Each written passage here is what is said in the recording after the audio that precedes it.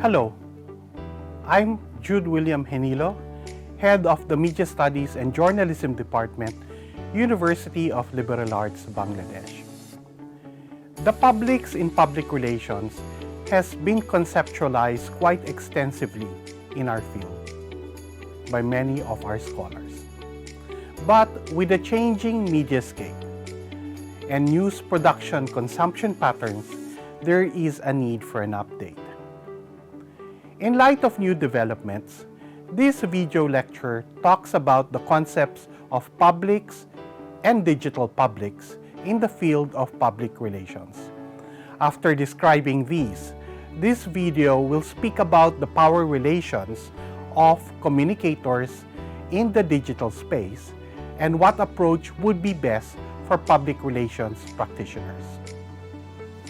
Let us start with John Dewey, an American philosopher of sociology.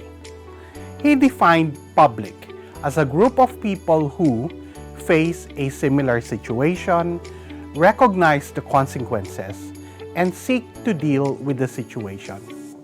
In this sense, Dewey told us that the public is identifiable, homogeneous, important to the organization, large enough to matter, and reachable.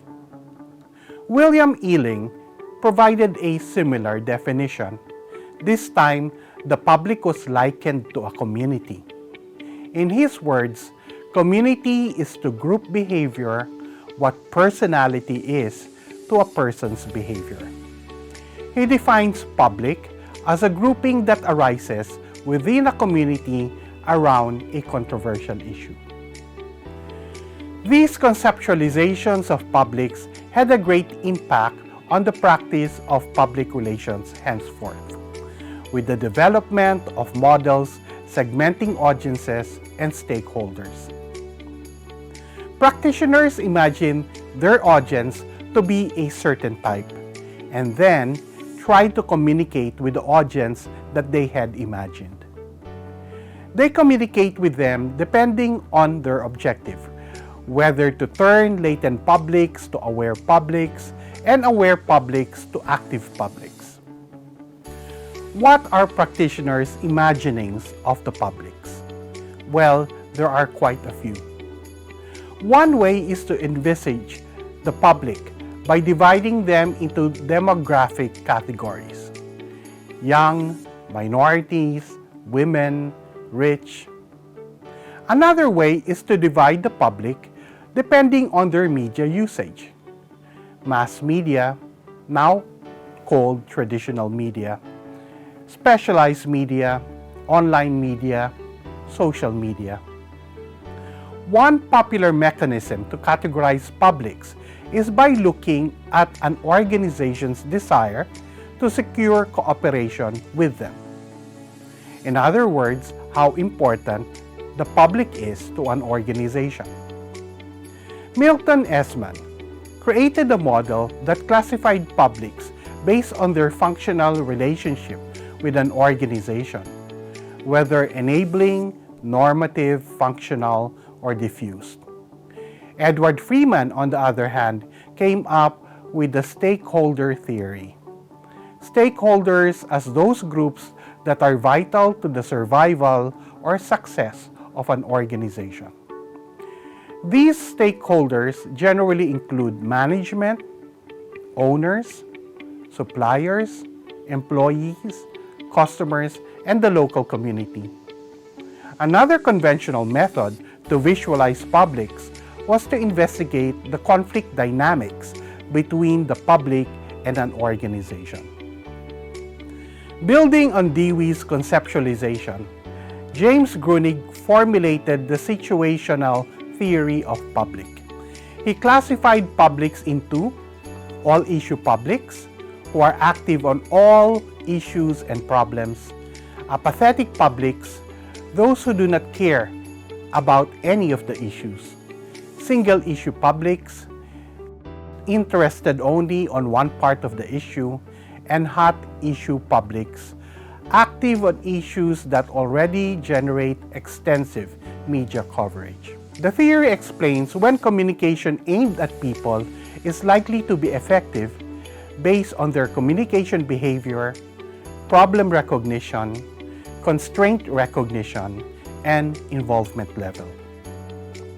Similarly, the power interest matrix became a rule of thumb on how organizations deal with imagined publics based on their power and on their interests, whether high or low. Akin to the Mendeley matrix, it guides communication strategy, which public to keep satisfied, manage closely, monitor with minimum effort, and keep informed. One commonality in all these concepts about publics is that publics were imagined in the minds of the communicator or public relations practitioner. As they are made-up publics, communication would largely be one way, employing press agentry, public information, and asymmetrical models of public relations. The communicator creates messages disseminated through a channel to targeted audiences with intended effects. In this approach, the initiator is the communicator or the sender who holds all the cards, who decides whether or not to use research in studying the targeted public. But with the changed mediascape, given the ubiquity of the internet and social media, a new kind of public has emerged. It is called the digital public. Turkish scholars define digital publics as publics that exist in digital platforms and they share common topics. They can be reached using the digital media. With this definition, it would seem that nothing has changed in the power dynamics in the communication process. Akin to Dewey, publics share something in common. They form based on shared interests, issues, and identity. As they are identifiable, they are still being able to be imagined in the minds of the communicator. However, as the discourse on the concept moved forward, digital publics also are conceived as being able to use online platforms to create, to publish, and share their own content. They can engage on their own with news and media organizations. They can participate in debates and express their own interests and identities. In other words, the power dynamics has changed with digital publics. Digital publics can disseminate content that can be quite problematic to organizations. Hate speech, fake news, gossips, conspiracy theories, disinformation, misinformation. With algorithms, the digital publics get confined in their own bubbles, reinforcing their imaginations and perceptions of organizations. With the change in power dynamics, where the digital publics can have their own conceptions of organizations and have the means to communicate with large audiences, the practices of public relations need to be reevaluated. Perhaps it is time to stop imagining the public based on standard notions, always seen from the point of view of an organization. Instead, the digital public should not be dismissed as being the same as the general public. It should be respected as an equal entity in the communication process. It should be studied in order for organizations to learn how to connect with them.